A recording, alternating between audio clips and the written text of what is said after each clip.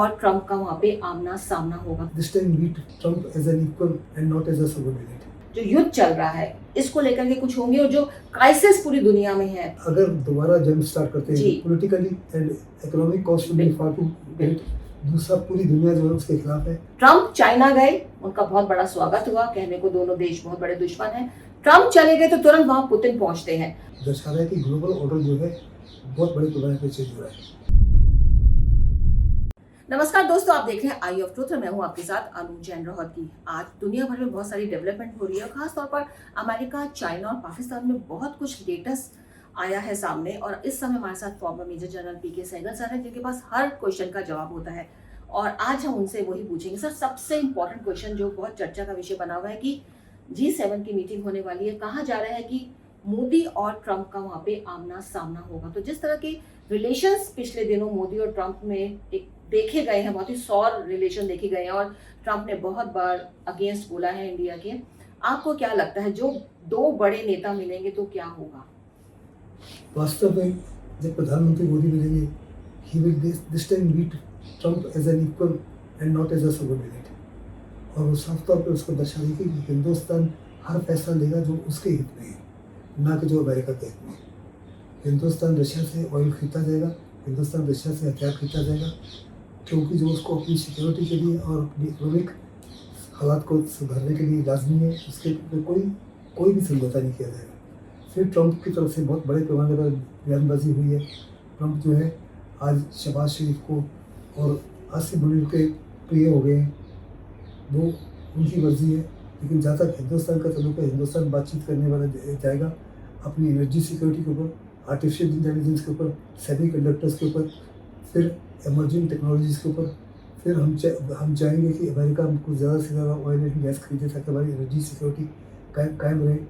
फिर हिंदुस्तान के ऊपर उन्होंने कहा कि हम सैंक्शन लगाएंगे, एक महीने के लिए और बढ़ा दिए। हिंदुस्तान साफ तौर पे कह देगा कि सैंक्शंस और नो सैंक्शंस, हिंदुस्तान अपने हित को कॉम्प्रोमाइज़ नहीं करेगा। और दूसरा जो है, ट्रंप ने काफ़ी ज़्यादा मुश्किलें खड़ी कर दी हैं हिंदुस्तान के डायस्पोरा के लिए, हिंदुस्तान के स्टूडेंट्स के लिए, HP1 वीज़ा के लिए और दूसरे वीज़ा के लिए, खास करके जो वहाँ पे अपनी एजुकेशन के बाद में खूब खर्चा करते हैं। जैसे मेरी नौकरी पड़ रही है, तकरीबन 3-3.5 करोड़ खर्चा होगा, उसके बाद उनको वहाँ नौकरी नहीं मिलेगी। इन तमाम मुद्दों के ऊपर बातचीत करेंगे, लेकिन उन मुद्दों के ऊपर बातचीत नहीं करेंगे जैसे ऑपरेशन सिंदूर में बार बार कहा कि मेरी तरफ से सीज़फायर हुआ, उसके ऊपर कोई सर, एक बात बड़ा इंपॉर्टेंट है कि इंटरनेशनल मंच है, जो बातें होंगी डेफिनेटली ऐसी होंगी जो सबके हित में हो। इन सबके बीच आपको लगता है कि क्या कुछ बातें, ईरान जो युद्ध चल रहा है इसको लेकर के कुछ होंगी, और जो क्राइसिस पूरी दुनिया में है तेल को लेकर के, और लोगों की निगाहें हैं इस समिट पर क्योंकि बड़े बड़े नेता आपस में मिल रहे हैं, इसका कोई सॉल्यूशन सामने आएगा? ये आपका सवाल जो है बहुत ही महत्वपूर्ण सवाल है। इस समय सारी दुनिया जो है बड़ी प्रभावित है स्ट्रेट ऑफ हॉर्मुज़ के बंद होने से।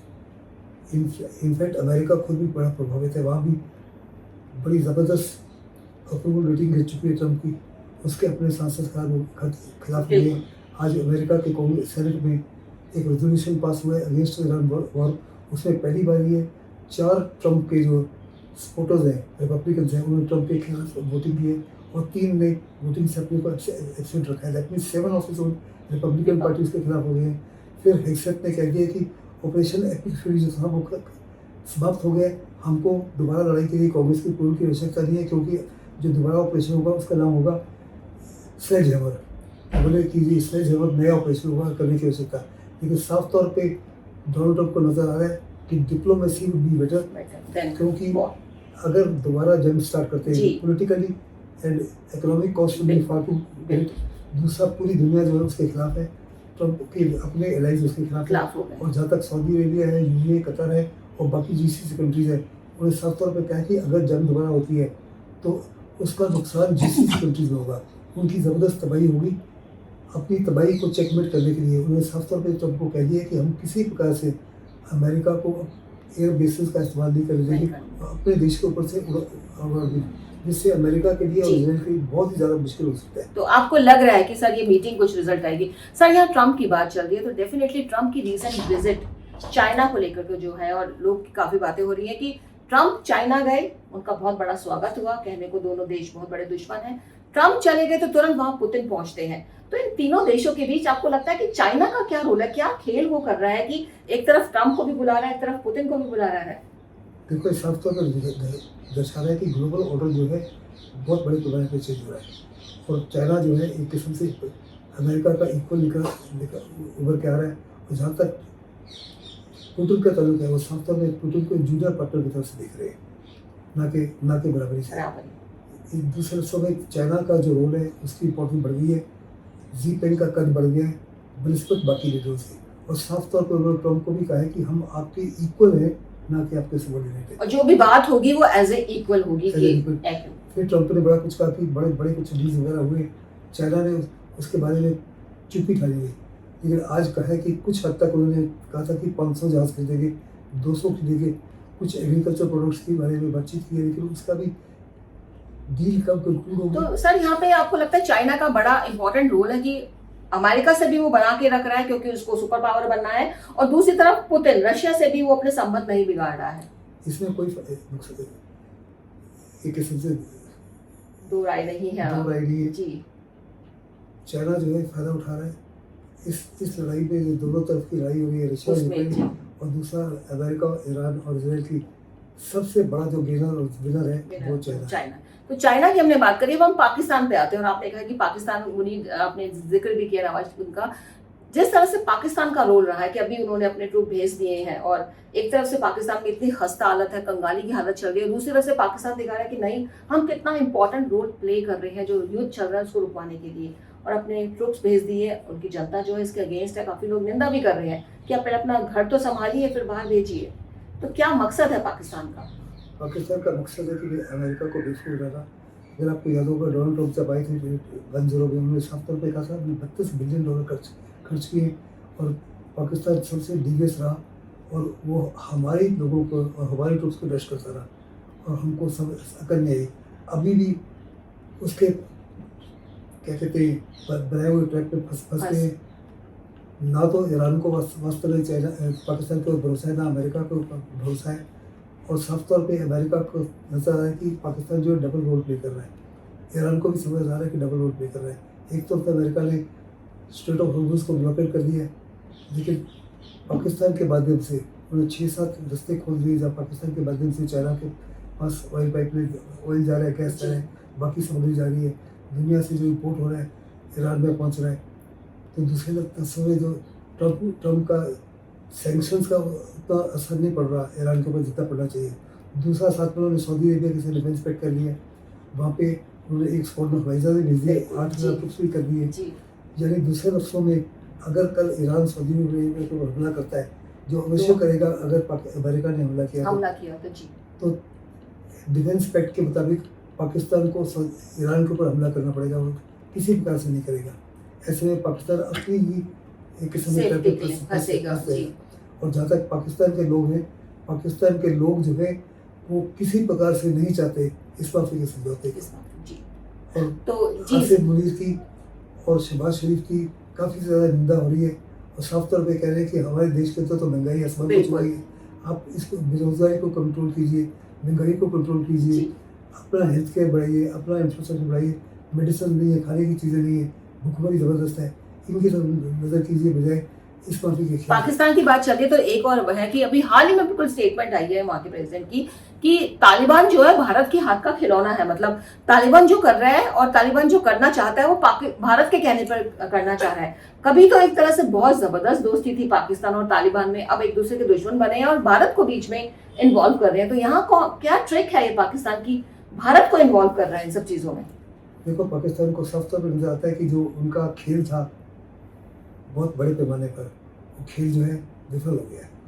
उन्होंने हर प्रकार से तालिबान की मदद की अमेरिका को वहाँ से निकालने के लिए, लेकिन जब तालिबान वहाँ आ गया तो शुरू से ही साफ तौर पर नजर आता है कि तालिबान ने कहा कि पहले तो हम 2009 को एक्सेप्ट करते, फिर पाकिस्तान के खिलाफ जो TTP कार्रवाई कर रही थी, जो BLS कार्रवाई कर रही थी, उसको इनडायरेक्टली सपोर्ट करना शुरू किया, फिर उन्होंने डायरेक्टली सपोर्ट करना शुरू किया।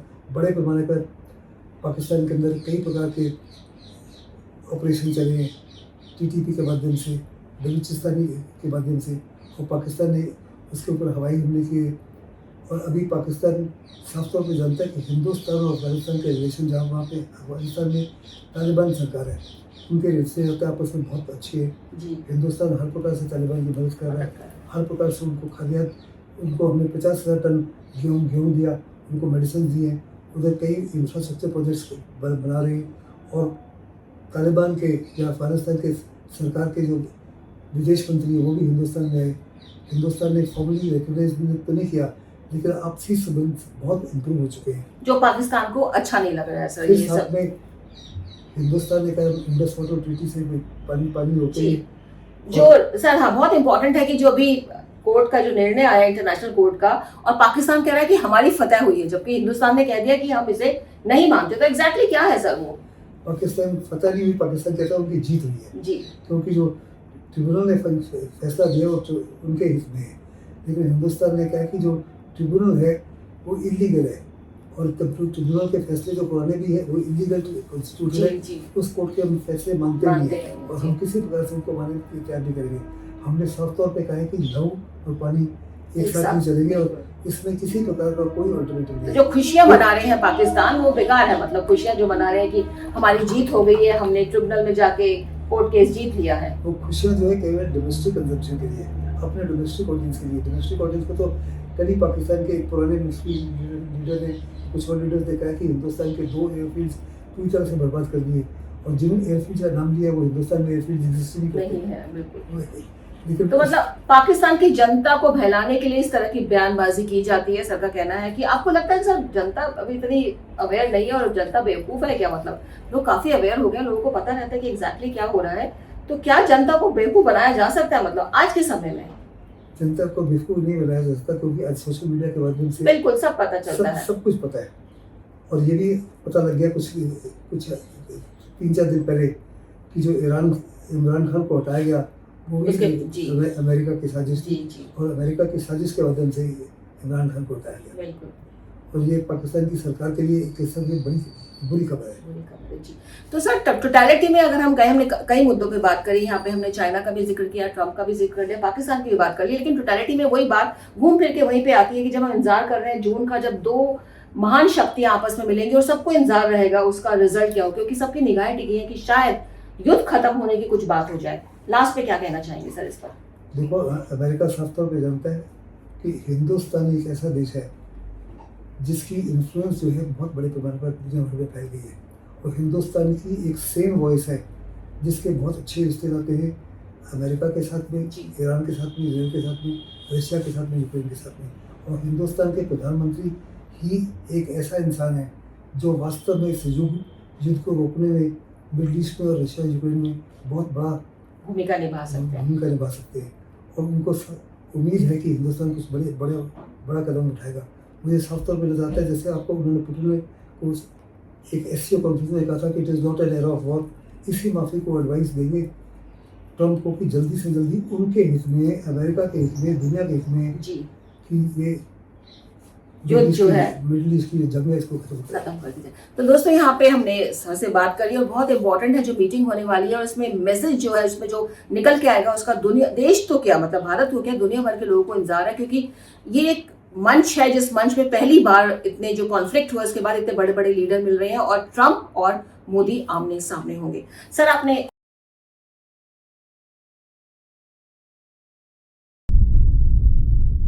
हमारे चैनल आई ऑफ ट्रुथ को सब्सक्राइब कीजिए YouTube पर, इसे फॉलो कीजिए Facebook पर, Instagram पर, Twitter पर और कू पर। हमारे चैनल के बारे में फीडबैक देने के लिए हमें मेल कीजिए ioftruth.6@gmail.com पर।